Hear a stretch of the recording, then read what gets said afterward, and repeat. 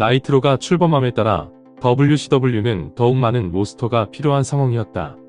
그로 인해 신일본 측과의 인재교류 프로그램을 적극적으로 활용한 그들은 이를 통해 일본에서 명성이 자자한 선수들을 월요일 밤의 라이브 TV쇼로 불러들일 수 있었다. 헐크 호건과 던전의 퓨드가 메인 스토리로 흘러가는 가운데 10월 30일자 나이트로에서 써니 오누가 모습을 선보였다. 경기장 한편에 세팅된 특별 케이터링에서 오누와 바비 히난이 음식과 샴페인을 즐기는 모습이 포착되었다. 이때 히난은 WCW가 제작 중인 프로그램들을 열거하기 시작하고 오누는 그 자리에서 그것 중 일부의 중계권을 구매하려는 듯한 상황을 연출했다. 다음 주 나이트로에서 에디 게레로와 크리스 베너의 매치가 진행되는 도중 카메라는 엔트런스 램프 옆으로 세팅된 식사 테이블을 비추었다. 일본 요리로 가득 찬 테이블에서 써니 오누와 초노 마사히로, 히로 사이토, 사사키 켄스케, 그리고 주신 썬더 라이거가 식사를 즐기면서 이벤트를 관전하는 장면이 고스란히 방송되었다. 내부적으로 향후 이들의 활동이 계획되었고 비숍은 이 유명 일본인 레슬러들이 낯설 대다수의 시청자를 위해 사전 노출을 감행하는 것으로서 전략적인 움직임을 취했다. 이와 동시에 비숍은 업계 최초로 크루저웨이트라는 명칭과 개념을 프로레슬링으로 불러왔다. 이는 라이트 헤비웨이트와 동일한 호칭으로 헤비웨이트보다 가벼운 체급을 의미한다.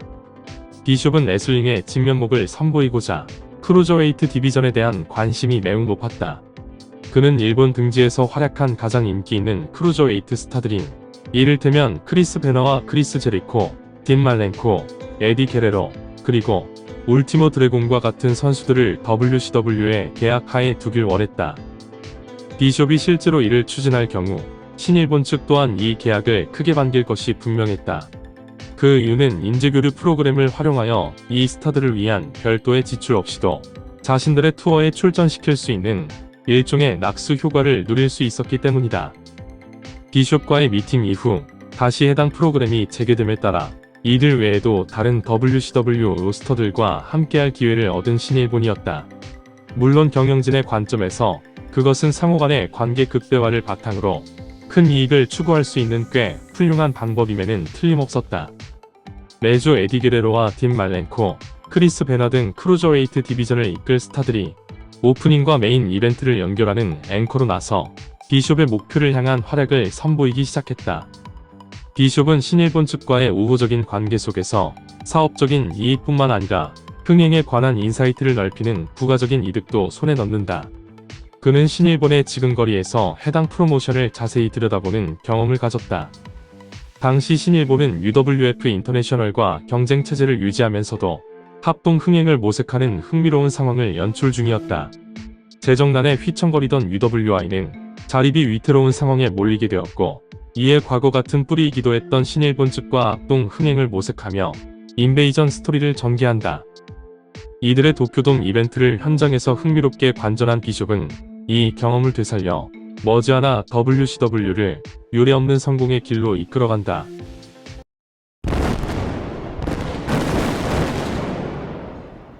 비숍은 WCW가 다른 경쟁 컨텐츠들과 대비되는 그들만의 차별된 요소를 아직 찾아내지 못했다고 판단했다. 아울러 프로모션을 총괄 지휘하는 입장에서 여전히 던전 오브 둠 스토리라인에 관여 중인 부커 설리번이 마음에 쓰였다.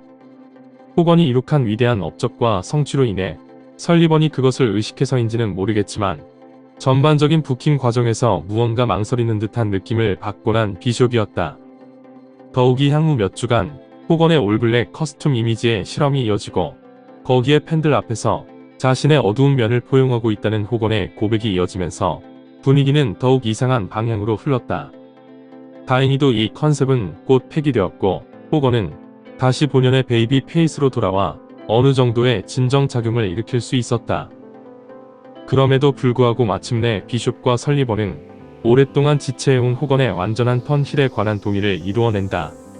이 구상은 전설적인 프로모터이자 부커이며 현재 WCW의 컨설턴트를 맡고 있는 제리 제러색에서 큰 지지를 받았다. 최근 몇 년간 제리는 이미 WWF에서 이와 비슷한 역할을 맡아 업무를 수행한 바 있었다. 스테로이드 유통 혐의로 기소된 빈스 맥맨이 실제로 실형을 살 경우 빈스의 자리를 제리가 맡을 것이란 사실이 업계 내 주요 관계자들 사이에서 널리 알려지기도 했다. 그러나 빈스가 무죄 선고를 받음에 따라 다시 회사를 진두지휘하게 되었고, 제리는 그 자리를 이어받지 못한 채 실각되어 남은 계약 기간을 보장받고 있었다. 제리는 WCW에서 물을 맡을 당시를 회상했다. 어느 날 비숍에게서 걸려온 전화를 받았습니다. 그는 제가 WWF를 떠났다는 소식을 들었다고 하더군요. 이어서 WCW에서 일할 의향이 있는지를 물었고 저에게 컨설턴트 역할을 제의했습니다. 당시 집에 머물러야 할 상황이었기에 함께 일하기 위해서는 전화 통화를 이용할 수밖에 없었습니다. 저는 제의에 대해 생각해보겠다고 비숍에게 전하며 통화를 마무리 지었습니다. 그러고 나서 빈스에게 전화를 걸어 비숍으로부터 받은 제안을 알렸습니다. 그는 그 제안을 받아들이라고 하더군요. 이후 저는 그 일을 받아들였고 이렇게 해서 WCW와 함께하게 되었습니다. WCW에서 일하면서 임금을 받는 동안에도 빈스는 여전히 제게 임금을 보내주었습니다. 양쪽으로부터 임금을 받았기에 일생에서 가장 쉽게 돈을 벌었던 순간이기도 했답니다. WCW에서 일하는 동안 애틀랜타에 있는 본사는 딱 한 번 방문했었습니다. 본사로 매일 출근하지는 않았지만 비숍과 저는 매주 전화로 이야기를 나누며 관련 업무를 처리했습니다. 어느 날 가진 통화에서 비숍은 호건의 턴힐을 원하고 있다고 했어요. 그리고 저에게 호건과 통화를 나누어 그의 턴힐을 설득해 줄 수 있는지를 물어왔습니다. 한편 WCW는 11월 말에 접어들어 연속해서 월요일 밤을 승리로 장식하고 있었다. 한 해가 저물어가는 시점에서 비숍의 흑자 창출이 가시권으로 접어든 반면 빈스는 회사에 암울한 전망에 직면했다. 사상 처음으로 WWF는 연간 실적 하락이라는 극심한 상황을 마주해야 했고 전방향에 걸쳐 비용 삭감을 진행하게 되었다. 비숍은 그때를 떠올렸다. 당시 WWF는 재정적으로 매우 좋지 않은 상황이었습니다.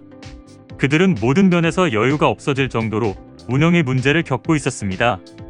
그들은 할 수 있는 모든 것을 줄이고 있었고 소유하고 있던 것마저 유지할 수 없을 실정이었습니다.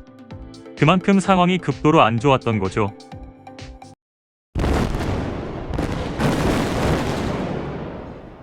크리스마스를 앞두고 빈스는 지출을 줄이기 위해 현 WWF 위민스 챔피언인 데보라 앤 미체리를 방출해야 했다.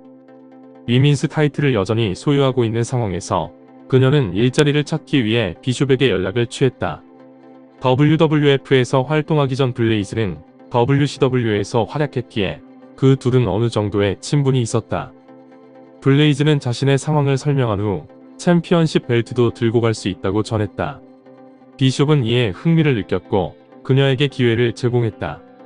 그는 직감적으로 라이브 방송에서 괜찮은 모먼트가 탄생할 수 있을 것이라 느꼈다. 그리고 며칠 후 블레이즈는 충격적인 방식으로 WCW 나이트로에 데뷔한다. 1995년 12월 18일 나이트로 생방송이 진행되는 도중 블레이즈는 맥마이클과 비숍, 키난이 중계 중인 아나운서 테이블로 끼어든다. 그녀는 저는 매도사라고 해요. 언제나 매도사였고 언제나 매도사일 거예요. 이것은 WWF 위민스 챔피언십 벨트랍니다. 이어서 블레이즈는 아나운서 테이블 뒤에 의도적으로 비치해둔 쓰레기통을 집어든 후 다시 카메라 안 가운데로 돌아왔다. 그리고 챔피언 벨트를 보기 좋도록 정면을 향해 돌려 세운 후 그 쓰레기통 안으로 집어넣었다. 블레이즈는 그 행동을 가리켜 WWF 위민스 챔피언십에 대한 자신의 생각이라고 덧붙였다. 그 장면은 모든 시청자들에게 엄청난 충격을 안겼다. 경쟁사의 챔피언이 경쟁 프로그램에 등장하여 자신의 타이틀을 직접 쓰레기통에 떨어뜨리는 믿기지 않은 모먼트가 연출되었다. 블레이즈는 벨트를 들고 갈 생각은 있었지만 그것이 그렇게 쓰이게 될 줄은 몰랐다. 그러나 그녀는 생방송에서 이를 실행했고 라커룸에서 다시 그 벨트를 돌려받았다.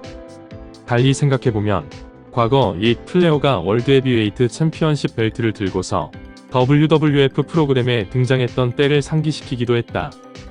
1991년 릭 플레어는 WCW의 경영진과의 분쟁 이후 빈스와 계약을 체결하는데 이때 자신의 벨트와 함께 타 단체의 모습을 드러낸 바 있었다. 그러나 그의 벨트는 쓰레기통 행이 아닌 존중의 상징물로서 플레어를 포장하는 데 쓰였다. 루거의 단체 점프와 방송 중 결과 유포, 그리고 매 순간 빈스의 행적을 미끼로 삼은 비숍의 전략은 이제 판을 더욱 크게 키웠다. 비숍에게 크리스마스의 기쁨이 일찍 찾아왔지만 그의 가장 큰 승리는 아직 다가오지 않았다. 그의 말, 적자일색이던 WCW는 마침내 프로모션 역사상 처음으로 수익을 기록하며 한 해를 마무리 지었다. 터너의 연말 파티에서 해리 앤더슨은 일전에 내기 약속을 지키는데 모든 이들이 보는 앞에서 비숍에게 $1를 선물했다. 터너 그룹 내의 골칫거리로 공공연하게 여겨지던 WCW는 이제 이전과는 확연히 달라진 위상을 지니기 시작한다. 비숍은 이에 대해 다음과 같은 말을 남겼다. 나이트로를 통해 시청자들에게 놀라움을 제공하는 것도 재미있었고 빈스를 당혹하게 만드는 것도 스릴 있는 즐거움이었습니다. 그러나 그 무엇보다도 WCW에 관해 규정 지은 터너 임원진의 생각이 틀렸다는 것을 증명하면서 큰 희열을 느꼈습니다. 1995년을 마치며 비숍의 다음 목표는 분명해졌다. 그것은 의심할 여지 없이 WCW를 세계 최고의 프로레슬링 회사로 탄생시키는 것이었다.